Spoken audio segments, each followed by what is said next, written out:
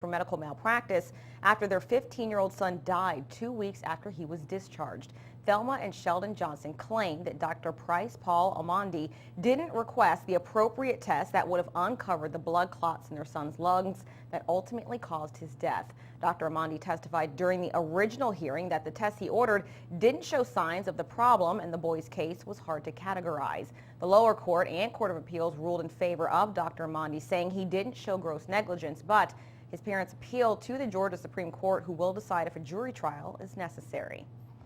The poverty level in Dougherty County and surrounding areas is nearing an all-time high, and things seem to be getting worse. Fox 31's Courtney Highfield looked into the numbers and what can be done in the special report, Life at the Bottom.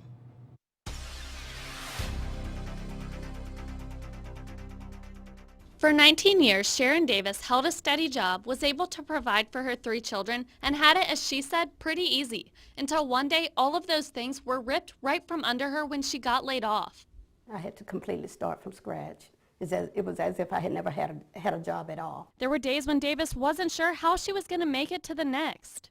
Every day that was always in the back of my mind. Okay, this child needed shoes, this child needed school paper. You know, it was just the everyday simple items, even just clothing, trying to find a way to get clothing for them and prepare food and healthy meals so that they could have something as well. There were days when I did not eat to let them eat. The nationwide definition of poverty is a family of 4 that brings in under $23,000 a year. To some, that may seem like a decent amount of money. By the time you factor in tax payments, paying rent, utilities, whether or not they have transportation and being able to pay for that transportation or paying for the insurance for the transportation, food, things that the children need, health care, do they have insurance for health care?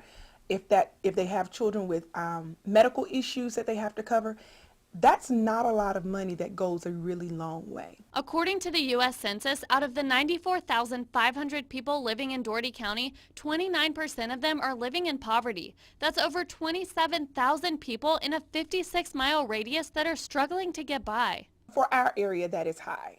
Some of our counties are very low, where they're in the 10%. We've got some counties in our Southwest Georgia area that are in their 28% range.